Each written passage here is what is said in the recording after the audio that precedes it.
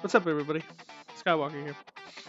Don't know if you guys ever seen my face in a YouTube video, but today we're going to be breaking down exactly how I film my clips because I don't like to get cheap, and I'm going to break down exactly how I get my clips and what angles to use, all the good stuff, all the settings I use. Everything will be in this video. So, first things first is I get a lot of inspiration from actual realistic skate clips that I see online.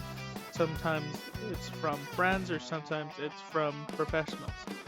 And the way that I see them do the long lens is they always keep it zoomed in either on the skater's face or on the run up before they get to the spot.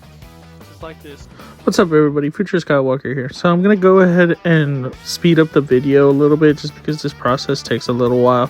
But here basically I'm setting a keyframe every single white line you see on the timeline on the bottom.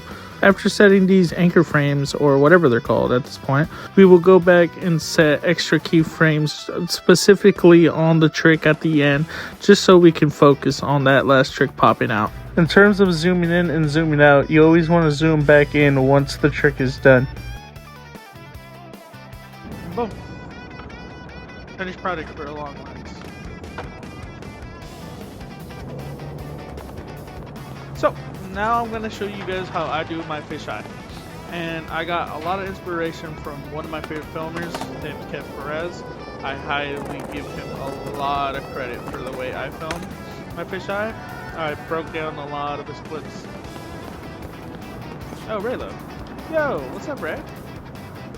So, when it comes to fisheye, first thing you want to do is turn up your field of view. I like to keep it at 100, but you can do 120, 90, it all depends on the angle that you're trying to grab. Now, we're going to turn on effects, and for me, I like to keep it a little bright, so we're going to go with 60 exposure, 60 color temp, and then that saturation, we're going to bump it up to 66 because I like the colors to pop. Now, for the most important part, barrel distortion, all the way, 100%. Now, vignette opacity, I do 100, but here's where the difference is.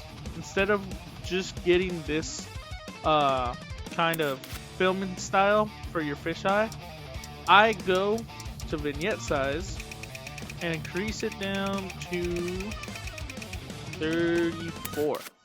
So you can still have the vignette around to get that little fisheye, but now it looks a little more modern. Anyways, so Now I'm going to be showing you how to get a clip from the top as well as the bottom of the stairs. When it comes to the top of the stairs, I typically want to get an angle where it looks like another skater is following him and recording as he does this trick. It's very important to follow the skater as he goes down, as this is the whole point of the clip. I also add extra keyframes just so I can focus on the board as the skater does the trick. our outfit kind of looks if you're doing a follow. Of course, he's not going to follow him down the stairs because that's a little dangerous. Now, if we were to do it from this angle, where we just want to get the slide part, I want to catch exactly where he stays right here. Keep this little angle right here. You typically want to get the angle where it looks like you're at the bottom of the rails and you want to follow the skater as he goes down the rail. Make sure to add a couple extra keyframes at the end just so it doesn't look like there's a dead stop at the end. So, after all our keyframes are set, this is our finished product.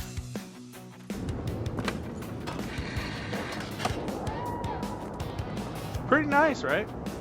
I know. Alright, let's get our clips. So, I'm going to do a tray flip, then kickflip 180, and then an ollie, and then half cab heel over that. And now, we're going to film it. So when it comes to follow cams, I really like to stick as close as I can to the skater without completely clipping through him. You also kind of want to stay at a lower angle as you follow him and get all of the tricks that he does in the line.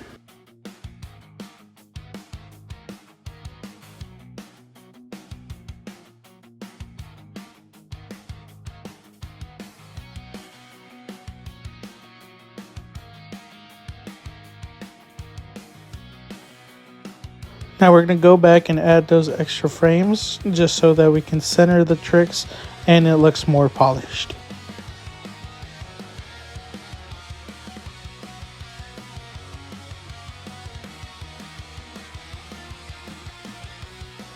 Once we add those extra frames, everything should be set and polished. But yeah, that's pretty much going to do it for this video. I hope this really helped you guys out, and hopefully I can catch you guys in one of my streams, or possibly in the next video.